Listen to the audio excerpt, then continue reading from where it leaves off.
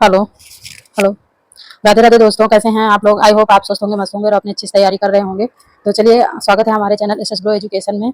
और जो चैनल में पहली बार आए हैं, प्लीज़ लाइक सब्सक्राइब कमेंट जरूर करें। सब्सक्राइब करके बेल आइकन दबा लें ताकि हर आने वाली वीडियो उनको समय से मिले और टाइम से मिले, ताकि वो अपना पढ़ाई कर सकें। ठीक है, तो चलिए आज हम सोच रहे हैं कि थ्योरी क्लास करवा दूँ, और शुरू से करवाने के विचार में हूँ। थोड़ा बहुत आज बताएंगे, और सिलेबस तो आपको पता होगा कि हमारे जो मतलब एलटी का है। तो मैं सीधा मतलब देखो, उसके बारे में ज़्यादा बात ना करके सीधा क्लास ही शुरू करते हैं, क्योंकि टाइम बहुत वेस्ट होता है ना। सभी पढ़ने वाले बच्चे हैं, ऐसा तो है नहीं किसी को पता नहीं है। तो आज हम शुरू करते हैं। गृह विज्ञान का इतिहास पहले जानेंगे थोड़ा बहुत, फिर इतिहास के बाद फिर धीरे धीरे, क्योंकि देखिए यहाँ से भी क्वेश्चन पूछे जाते हैं, जैसे कि गृह विज्ञान का जनक कौन है, और ये शुरुआत कब से हुआ, और भारत में कब कौन जनक है। तो मतलब ये सब चीज़ें थोड़ा बहुत कहीं कहीं आ जाती है, और एलटी में तो खासकर देखो डीपी नहीं पढ़ेंगे तो आएगा ही नहीं, है ना। तो ये पढ़ना बहुत जरूरी है। तो बहुत ज़्यादा नहीं तो, लेकिन ये है कि मेन मेन पॉइंट पढ़ना जरूरी है। तो हम मेन मेन पॉइंट आपको करवाते चलेंगे, वो आप नोट डाउन करते चलना, काफी पेन लेके बैठिएगा। और अगर आता है तो कोई बात नहीं है ना। तो चलिए हम अपनी क्लास को आरंभ करते हैं। ठीक है, ठीक है। ये हेडिंग है हमारी, गृह विज्ञान का इतिहास। अब हम इसके आगे थोड़ा सा कुछ लिखाना चाहते हैं।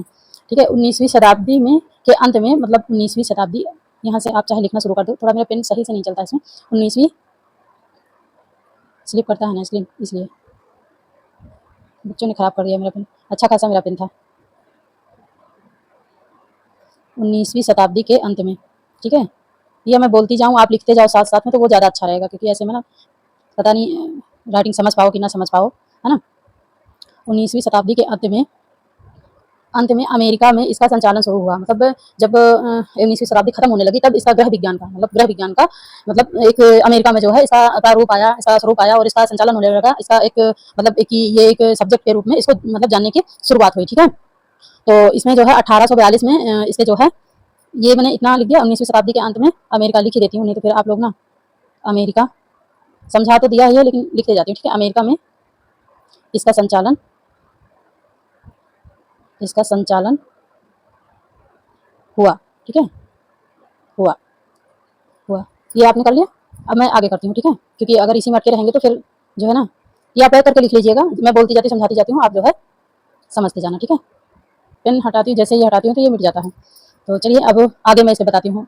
ठीक है, इतिहास में ही है सारा जो है, और किसी में नहीं है। ठीक है, इतिहास में ही है। और ये मैं जब मैं बताऊंगी दूसरी हेडिंग, तब आप दूसरी हेडिंग डालना। अभी मैंने जो अभी करवाया वो भी उसके आगे उसी में ही लिखना है, और फिर इसके आगे बताती हूँ। 1842 में एक वैज्ञानिक थे। वैज्ञानिक का नाम था जस्टस। क्या नाम था? जस्टस। एक मिनट, जस्टस। ठीक है, जस्टस वॉन वॉन लिविंग। क्या था? लिविंग। ठीक है, जस्टस वॉन लिविंग, ये वैज्ञानिक थे। मैं छोटा लिखने की कोशिश करती हूँ, पर इसमें हो नहीं पाता। ठीक है, लिविंग, ये क्योंकि स्लिप करता है ना बहुत, इसलिए। तो ग्रह विज्ञान के जनक माने जाते हैं। कौन है ये ग्रह विज्ञान के? इसको अंडरलाइन कर लीजिएगा। ये सब मेन मेन पॉइंट लिखाऊंगे, आलतू फालतू को देखो बहुत ज्यादा लंबी चौड़ी थ्योरी लेंगे, उनका मेरा विचार नहीं। ठीक है, 1842 में जस्टन वॉन लिविंग। कौन है? Justin Vaughan living. कहाँ के हैं? अमेरिका के हैं। तो ये ग्रह विज्ञान के जनक माने जाते हैं। ठीक है, कौन माने जाते हैं? ग्रह विज्ञान के जनक। इन्हें जो है प्रोटीन का राजा भी कहा जाता है। क्या कहा जाता है? प्रोटीन का राजा भी कहा जाता है। फादर ऑफ एग्रीकल्चर के नाम से भी ये जाने जाते हैं। ठीक है, अच्छा, एग्रीकल्चर के नाम से इन्होंने थीम अपनी क्यों केमिस्ट्री रखी? मतलब कि इनका कहने का मतलब था कि ये, क्योंकि ग्रह विज्ञान में तो देखो, ग्रह विज्ञान हमारा कैसा बहुत आयामी सब्जेक्ट है ना, तो बहुत सारे इसमें क्षेत्र आते हैं। तो इसमें क्या है कि एग्रीकल्चर में जैसे कि हम कोई पौधा है या कोई वृक्ष है, तो उसको सिर्फ पानी और जल की ही आवश्यकता नहीं है। उस पौधे को पोटेशियम, मैग्नीशियम, खाद, धूप, मतलब सारी चीजों की, तो वो चीज क्या है? वो एक रासायनिक है ना, वो एक रासायनिक है। तो इस वजह से इनको जो है कि मतलब कि सिर्फ जल और क्या कहते हैं, मिट्टी से ही नहीं पौधा बन के इतना बड़ा तैयार हो जाता, उसको और भी चीजों की जरूरत होती है। जैसे जैसे मैं बताऊँ, जैसे देखो फैमिली है, एक छोटा बच्चा है, तो सिर्फ एक जो छोटा बच्चा है, सिर्फ एक फैमिली का ही पूरा महत्व नहीं होता, उसे समाज का भी महत्व होता है ना। उसे जो समाज के अलावा जो है स्कूल का जो है महत्व का भी बहुत बड़ा योगदान होता है। तो उसके परवरिश में बहुत सारी मतलब सारी चीजों का बहुत बड़ा योगदान होता है, ना कि एक सिर्फ परिवार ही होता है। ठीक है, तो ये हो गया। कौन है? 1842 में जस्टन वॉन लिविंग। इन्हें क्या कहा जाता है? ग्रह विज्ञान का, मैं लिख देती हूँ, ग्रह विज्ञान का जनक। ठीक है, ग्रह विज्ञान का जनक, ग्रह विज्ञान का जनक कहते हैं। ठीक है, और अब लिख करके लिख लो, प्रोटीन का राजा भी नहीं कहा जाता है। देखो, जो जो एक व्यक्ति को जिस जिस नाम से जाने जाते हैं, वो सारा एक ही साथ करवाते चलो ना, बीच बीच में बार बार वो मतलब बीच में जगह रहती नहीं, बाद में वो चीज आके बताओ, फिर उल्टा वो नोट्स खराब हो जाते हैं। ठीक है, प्रोटीन का प्रोटीन का राजा, प्रोटीन का राजा भी कहा जाता है। ठीक है, अभी इसमें आएगा नहीं, मैं फिर इसको हटाऊंगी। ये आपने कर लिया होगा। ठीक है, ये आपने कर लेना। अब आगे कर देते हैं। ये हो गया। और फादर ऑफ एग्रीकल्चर केमिस्ट्री ये भी कहते हैं। लिख दूँ कहो तो, या तो आप लिख नोट कर लेना। तो क्या था उसमें? दो थे ऑप्शन, ग्रह विज्ञान के जनक, प्रोटीन का राजा। तीसरा तीसरा क्या होगा? फादर ऑफ यहाँ लिख देती हूँ एग्रीकल्चर। देखिए थोड़ी राइटिंग समझ में ना आएगी, पर यह है कि मैं बोलती जा रही हूँ तो बोलने से आप जो है कर लेना, ठीक है। एग्रीकल्चर केमिस्ट्री, एग्रीकल्चर, इसके आगे का यहाँ लिख देती हूँ केमिस्ट्री, ठीक है। ये हो गया, ये नंबर 3 है ना, 3 नाम बता दिया। अब ये हो गया, ठीक है। क्या मैंने सन क्या बताया, 1842 में ग्रह विज्ञान के जनक कौन थे, जस्टस वॉन लिविन। कौन थे, जस्टन वॉन लिविन, ठीक है। अब एक पॉइंट यहाँ से हो गया, एक पॉइंट नहीं तो 3 पॉइंट हो गए। ग्रह विज्ञान के जनक किसे कहा जाता है, जस्टन वॉन लिविन को। ये कब शुरुआत हुई, 1800 मतलब शुरुआत 19वीं शताब्दी के अंत में हुआ, लेकिन जो उसमें अस्तित्व में आया 1842 ईस्वी में। और प्रोटीन के राजा किसे कहा जाता है, जस्टिन वॉन लिविन को कहा जाता है। फादर ऑफ एग्रीकल्चर केमिस्ट्री किसे कहा जाता है, जस्टिन वॉन लिविन को कहा जाता है ना। 3 ऑप्शन होगा इसमें। चलिए अब आगे, वो नंबर 1 में था मतलब 1842 में जस्टिन वॉन लिविन, उनके बारे में बता दिया। अब ग्रह विज्ञान के नंबर 2 डालिए, ग्रह विज्ञान की जननी किसे कहा जाता है, ठीक है। ग्रह विज्ञान, मैं शॉर्ट में ऐसे ही लिख देती हूँ वरना बहुत मतलब जगह खा जाता है कि जननी, जननी, ग्रह विज्ञान के जननी किसे कहा जाता है, कैथरीन बीचर को। किसे कहा जाता है, ये ना है यार, किसे कहा जाता है, Catherine, Catherine Beecher, Catherine Beecher, ठीक है। बीचर ने, ये भी अमेरिका के ही रहने वाले थे, ठीक है, अमेरिका के ही थी, ठीक है। और इनको जो है ये अमेरिका में होम इकोनॉमिक्स जो है एसोसिएशन जो है एक बड़ी संस्था इन्होंने शुरू की थी, ठीक है। उसका भी श्रेय इन्हीं को जाता है, कैथरीन बीचर को, ठीक है, कैथरीन बीचर को। होम साइंस, होम इकोनॉमिक्स शब्द की उत्पत्ति इनके द्वारा हुआ था, ठीक है। इनके द्वारा हुआ था, इसने ही किया था। पेन थोड़ा मेरा खराब हो गया है, एक्स कैसे बन गया, बहुत बड़ा बन गया। हाँ ये ठीक है। होम इकोनॉमिक्स शब्द की उत्पत्ति किसने किया था, अब तीसरा नंबर ये डालिए, होम इकोनॉमिक्स शब्द की उत्पत्ति किसने की थी, मतलब ग्रह अर्थशास्त्र, ग्रह अर्थशास्त्र को नाम किसने दिया, मतलब ग्रह अर्थशास्त्र, पहले ग्रह अर्थशास्त्र के नाम से जाना जाता था ना, ग्रह विज्ञान तो बाद में बोला गया, ग्रह विज्ञान तो बाद में ये नाम दिया गया, पहले ग्रह अर्थशास्त्र कहा जाता था ग्रह विज्ञान को। तो ग्रह अर्थशास्त्र जो है ये नाम किसने दिया था, ये किसने कहा था कि ग्रह विज्ञान एक ग्रह अर्थशास्त्र है। तो ये 1899 में, 1899 में एलन, एलन, एलन, ठीक है, एलन रिचर्ड्स, ठीक है, इसको कर पाओ रिचर्ड एवं लिलियम, एवं लिलियम गिलबर्ट, ठीक है। कौन, गिलबर्ट, गिलबर्ट एवं ये माँ है, ठीक है। तो कौन हुआ, 2 लोग हैं। 1899 ईस्वी में किसने किसने किया, ये में है, ये इस अलग है, ठीक है। 1899 ईस्वी में एलन रिचर्ड्स एवं लिलियम गिलबर्ट, इन दोनों ने क्या कहा था, ग्रह विज्ञान को ग्रह अर्थशास्त्र के नाम से बोला था, ग्रह अर्थशास्त्र नाम दिया था, ठीक है। ये हो गया, क्योंकि ग्रह अर्थशास्त्र आ जाता कभी कभी कि ग्रह अर्थशास्त्र को नाम किसने दिया है, ग्रह अर्थशास्त्र पहले किस नाम से, ग्रह विज्ञान को पहले किस नाम से जाना जाता था, तो ग्रह अर्थशास्त्र के नाम से जाना जाता था, ठीक है। ये हो गया। अब चलिए आगे, अब आगे चौथा नंबर आप डालिए, चौथा नंबर, ये सब इतिहास में ही है, ठीक है। चौथा नंबर, चौथा नंबर फादर ऑफ इंडियन, मतलब इंडिया के जो है जनक कौन है ग्रह विज्ञान में, ग्रह विज्ञान वो तो पहले मैंने अमेरिका के बता दिया ना, जस्टिन वॉन लिविंग जन्मदाता थे जो ग्रह विज्ञान के जनक थे जो, और जननी कौन थी, कैथरीन बीचर, ठीक है, कैथरीन बीचर, ग्रह विज्ञान की जननी, जननी कैथरीन बीचर, जनक जस्टिन वॉन लिविंग 1842 में, ठीक है। ये हो गया, वो अमेरिका के थे। अब इंडिया में देखिए, अब इंडिया में जो ग्रह विज्ञान के जनक किसे कहा जाता है ना, आई होप आप लोगों को पता भी होगा, पर ठीक है, मेरा काम है बताना, है ना। इंडिया में, भारत में, भारत के लिख देती हूँ ग्रह विज्ञान के जनक, शॉर्टकट में लिख देती हूँ ग्रह विज्ञान। पेन अब दूसरा मंगाऊंगी तो ही अच्छे से बनेगा, क्योंकि ना ये पेन मेरा इतना बच्चों ने खराब कर दिया। भारत के कोई चीज़ घर में होती है ना तो वो भी ट्राई करने लगते हैं, शुरू कर देते तो इसमें खराब कर देते। भारत के ग्रह विज्ञान के जनक, जनक, ये बहुत ही इंपॉर्टेंट क्वेश्चन है, ठीक है। कोई वैसा नहीं है, टू द पॉइंट मैं इसलिए करवा रही हूँ कि बहुत ज़्यादा लंबा चौड़ा नहीं करवा रही, इतना समय कहाँ यार, पॉइंट बाई पॉइंट ही करवाऊँ हो जाए, बहुत बड़ी बात है, ठीक है। जनक कौन है, डॉक्टर बी मुथैया, है ना, डॉक्टर बी मुथैया, कौन थे, डॉक्टर बी मुथैया ने, अच्छा, इन्होंने भी भारत में शुरू किया था एसोसिएशन ऑफ होम साइंस, ये होम साइंस की एक मतलब सोसाइटी इन्होंने भी शुरू की थी, उन्होंने अमेरिका में की थी, जननी जो थी, और इन्होंने जो हमारे भारत के जो मतलब जनक थे ग्रह विज्ञान में, भारत में जो जनक थे वो डॉक्टर बी मुथैया ने, ठीक है। इन्होंने भी एक होम साइंस की एसोसिएशन या एक मतलब सोसाइटी इन्होंने भी बनाई थी अपनी, एक कंपनी टाइप में, है ना, ठीक है, कंपनी कह लो। इन्होंने कहा था ग्रह विज्ञान एक विषय या पाठ्यक्रम होना आवश्यक है, मतलब कि ये ऐसे ही नहीं कि बस ग्रह विज्ञान को पढ़ लिया हो गया, इसको एक विषय के रूप में लागू करना बहुत जरूरी है। जब विषय के रूप में लागू किया जाएगा, पढ़ाया जाएगा, जब डिग्री दी जाएगी तो उसकी वैल्यू और ज्यादा बढ़ जाएगी, और इसे जो है सभी देखिए इसमें कई सारे क्षेत्र हैं, तो इसे जब अच्छे से पढ़ेंगे, डिग्री लेंगे, इसमें लोगों का विकास भी होगा और सबके अपने अपने रास्ते भी निकलेंगे। और जब बिना विषय के रूप में कोई चीज पढ़ाई जाती है ना, तो वो एकदम से मतलब जैसे उसको उस पर ध्यान इतना नहीं जाता है ना। और ये एक वैज्ञानिक विषय था, ऐसा नहीं था कि ये विषय ऐसे ही था, तो ये कैसा था, एक वैज्ञानिक विषय था, तो इसे कहा गया कि यूनिवर्सिटी में या विद्यालय में इसे विषय के रूप में, पाठ्यक्रम के रूप में इसे लागू करना बहुत जरूरी है। तो किसने किया था, इन्होंने कहा था डॉक्टर बी मुथैया ने, ठीक है। किसने कहा था, डॉक्टर बी मुथैया ने कहा था कि इसे ग्रह विज्ञान को एक विषय के रूप में स्कूल में होना बहुत जरूरी है, एक पाठ्यक्रम के रूप में इसको चलाना बहुत जरूरी है, ठीक है। अब नंबर 5, नंबर 5 देखते हैं, इसको हम मिटा देते 5। टू द पॉइंट करवा रहे हैं, आलतू फालतू को नहीं करवा रहे हैं, आप लोग नोट करते चलना। नंबर 5 है 1913 में महाराजा गायकवाड़, इन्होंने घरेलू विज्ञान कहा था। क्या कहा था? घरेलू विज्ञान। नंबर 5 1900, घरेलू विज्ञान तो देखो कहने का कोई तर्क ही नहीं होता, इतना अच्छा सब्जेक्ट है, इसमें फैशन डिजाइनर बन जाओ, ये थोड़ी कि घर तक ही सीमित है, बाहर तक की दुनिया है इसमें। ठीक है, 1913 में महाराजा, सबने अपना अपना मत रखा था, है ना। महाराजा गायकवाड़ ने घरेलू विज्ञान कहा था। क्या कहा था? घरेलू घरेलू विज्ञान, घरेलू विज्ञान कहा था या संज्ञा दी थी, घरेलू विज्ञान नाम से कहा था। ठीक है, जो कहाँ के रहने वाले थे? बड़ौदा के। कहाँ के? बड़ौदा के। इंडिया के हैं तो जाहिर सी बात है इंडिया के ही किसी कोने के होंगे, है ना। इसको ऊपर कर देती हूँ, बड़ा ही अटकाता रहता है।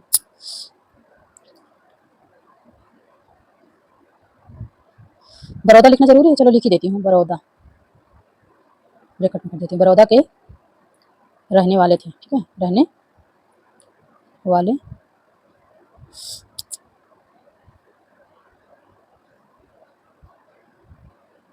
थे। ठीक है, ये हो गया एक पॉइंट, ये हो गया। अब इसके आगे का दूसरा पॉइंट, 5 नंबर तक होगा 5 पॉइंट। अब छठा पॉइंट देखिए।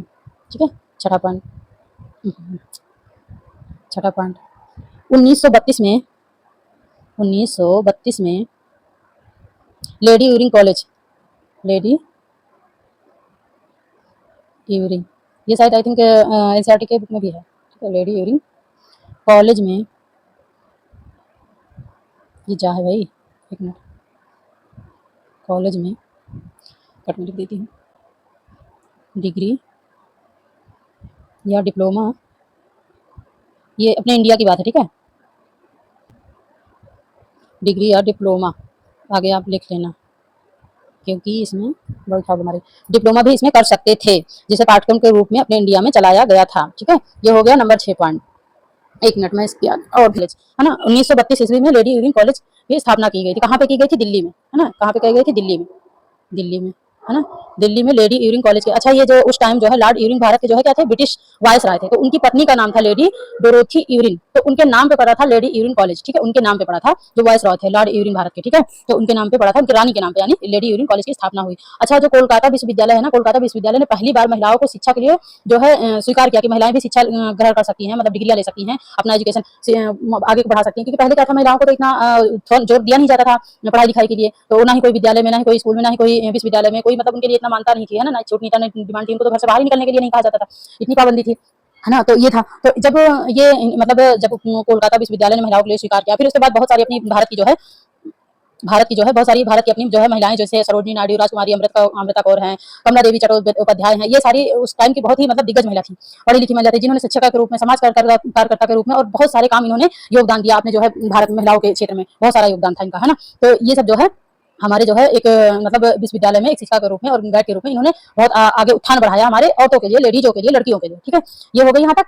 हाँ, ये दिल्ली में लेडी यूरिंग कॉलेज, लेडी यूरिंग कॉलेज शायद मैंने लिखा था, लेडी यूरिंग कॉलेज, है ना, फिर से लिख देती हूँ, यूरिंग यूरिंग कॉलेज, कॉलेज कब हुआ था? 1932 में। ठीक है, 1932 में इसकी स्थापना की गई। ठीक है, ये हो गया। अब इसके आगे देखिए मेन पॉइंट पढ़ाएंगे और कोई ज्यादा पढ़ाने का कोई महत्व नहीं है इसमें, बहुत सारा थ्योरी। ठीक है, अभी अब आप करवा देते हैं, ये ग्रह विज्ञान का इतिहास हो गया, ये ग्रह विज्ञान का इतिहास हो गया। ठीक है, अब यहाँ तक इतिहास हो गया, अब महत्व पे आते हैं। ठीक है, इतिहास मैंने मेन पॉइंट बता दिया जहाँ जहाँ से क्वेश्चन बनते हैं।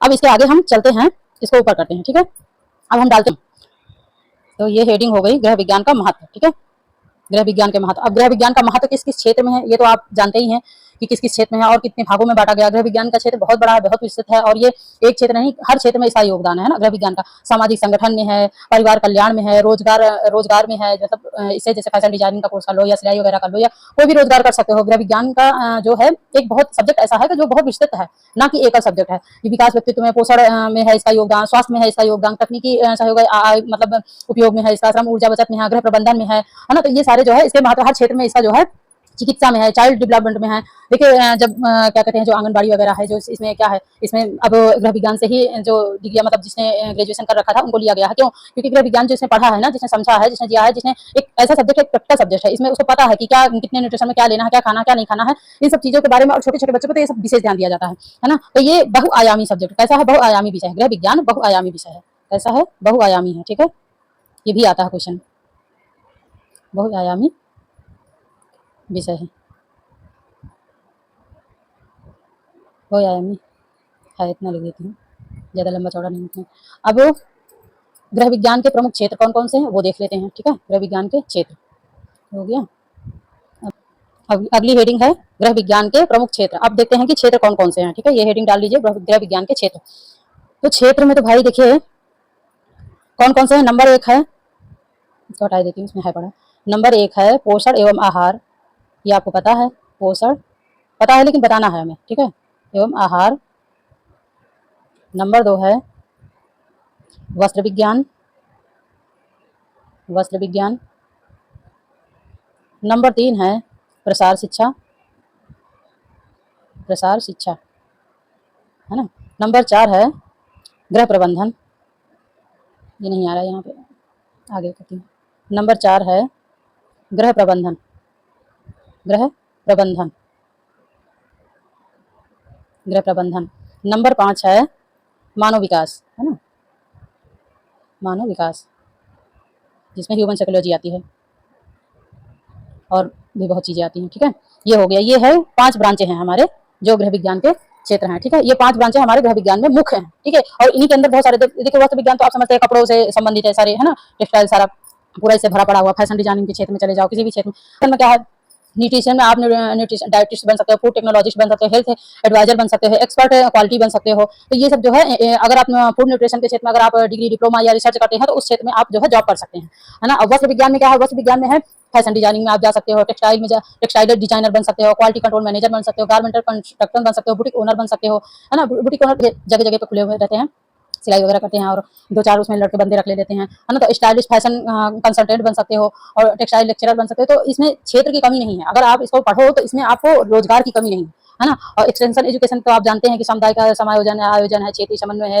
विकास कार्यक्रम अधिकारी है, गैर सरकारी सरकारी संगठन है, सामाजिक जो है शोधकर्ता है, समाज शास्त्री अनुसंधान में, इन सब क्षेत्रों में जा सकते हो। समुदाय विस्तार अधिकारी बन सकते हो, प्रसार शिक्षा अधिकारी बन सकते हो, है ना। ये हो गया। होम मैनेजमेंट में बहुत सारे क्षेत्र हैं, जैसे गृह आयोजक है, बजट है, सलाहकार है, पारिवारिक वित्तीय सलाहकार है, आंतरिक सज्जाकार है, इंटीरियर मतलब आंतरिक सज्जाकार मतलब कि इंटीरियर डिजाइन, है ना। अंदर घर के अंदर कैसे डेकोरेशन किए जाते हैं, कैसे सजावट की जाती है, कैसे लाइट का किया जाता है, कैसे कलर कॉम्बिनेशन किया जाता है, सब कैसे कहाँ पे अलमीरा का डिजाइन है, ये सब चीजें किस फ्रंट पे किस दिशा में ये सब होनी चाहिए। तो इंटीरियर डिजाइन का काम ये होता है, ये होम मैनेजमेंट के अंतर्गत आता है ना। गृह प्रबंधन गृह विज्ञान में जो है व्यवसायिक प्रशिक्षण है ना। एनजीओ से आप जुड़ सकते हैं, एनजीओ के जैसे क्षेत्र में जा सकते हैं। चाइल्ड डेवलपमेंट में आप जानते हैं कि इसमें बाल विकास में जो है बच्चों के पूर्व प्राथमिक शिक्षक बन सकते हो, विशेष विशेष सलाहकार बन सकते हो। एक क्या कहते हैं जो स्कूलों में रखे जाते हैं, अच्छे स्कूलों में अब रखे जाते हैं कि काउंसलर, है ना, काउंसलर रखे जाते हैं एक विशेष उसके तौर पे कि बच्चे के मन को समझना, बच्चे के मन को पढ़ना कि बच्चा पढ़ रहा था क्यों नहीं पढ़ रहा है, बच्चे जो है शैतानी कर रहा है क्यों शैतानी कर रहा है, बच्चे मतलब एक काउंसलर के रूप में स्कूलों में भी रखे जाते हैं। अब तो बड़े बड़ों की काउंसलिंग होती है, बड़े बड़ों की काउंसलिंग होती है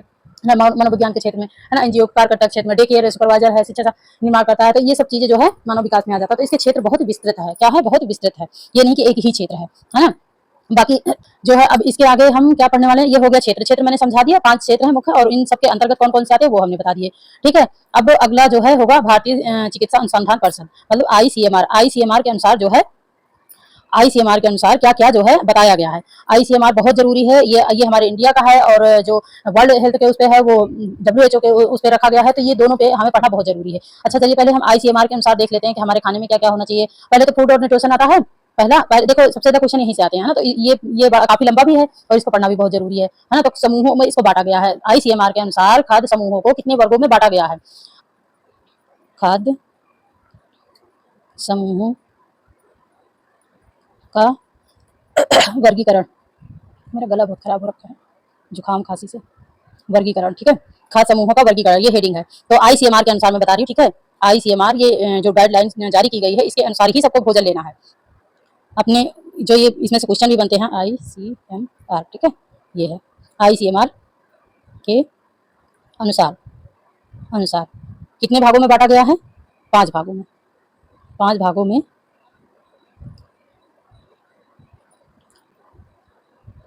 5 भागों में बांटा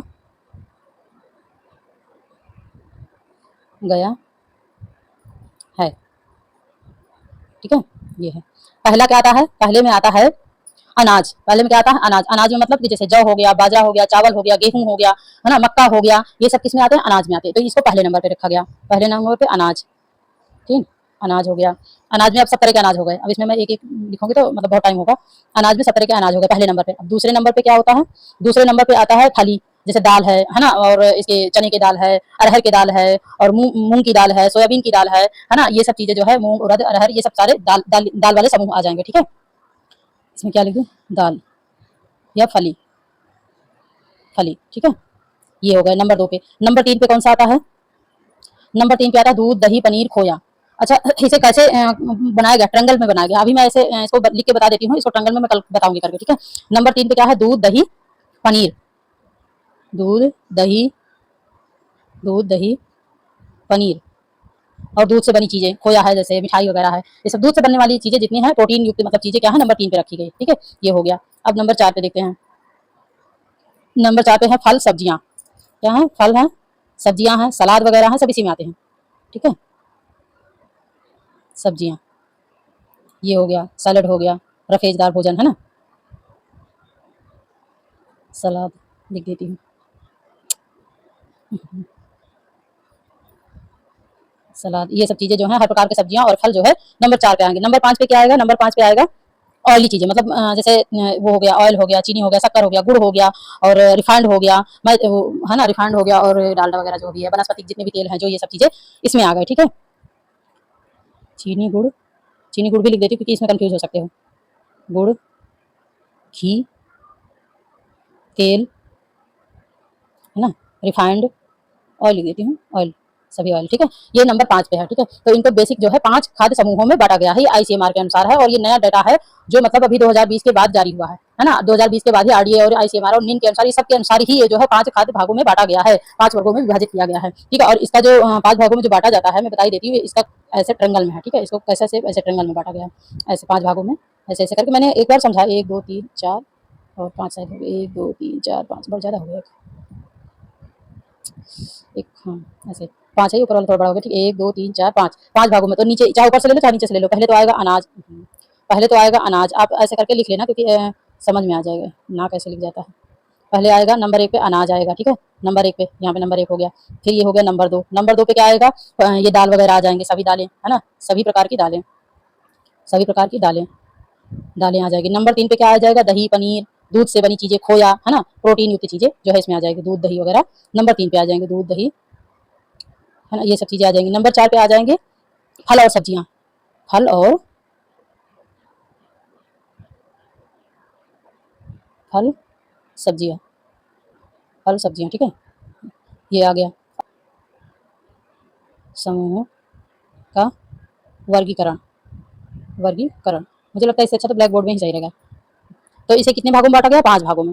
ठीक है, 5 भागों में, 1 2 3 4 5। ठीक है, 1 2 3 4 5। तो पहले नंबर पे हो गया दाल, अरे वो अनाज हो गया, नंबर 2 पे हो गया दाल वगैरह, नंबर 3 पे हो गया दूध से बनी चीजें, नंबर 4 पे हो गया फल और सब्जियां, नंबर 5 पे हो गया ऑयल, घी और रिफाइंड वगैरह, चीनी गुड़, ये सब चीजें जो है नंबर 5 पे आ गया। तो इसे 5 खाद्य वर्गों में बांटा गया है, और नया डेटा है आईसीएमआर के अनुसार। अभी मैं जैसे 2 3 दिन थोड़ी क्लास लेके फिर इसमें से ही मैं क्वेश्चन बना के दूंगी, ताकि आप लोगों को समझ में आए और कंफ्यूज ना हो। इसी में से ही बना के मुझे क्वेश्चन देना कि क्वेश्चन कहाँ से और कैसे बनता, कैसे घुमा के क्वेश्चन पूछा जाता है। ठीक है, तो चलिए अब तक के लिए यहीं तक, मिलते हैं नेक्स्ट क्लास में। आई होप मेरा क्लास अच्छा लगा होगा, मेरे सेशन अच्छे लगे होंगे। अब तक के लिए यहीं तक। ठीक है, और जो चैनल में पहली बार आए हैं प्लीज लाइक सब्सक्राइब कमेंट जरूर करें और बेल आइकन दबा दें ताकि हर आने वाली वीडियो उनको समय से मिले। ठीक है, thank you for watching video, thank you so much, thank you.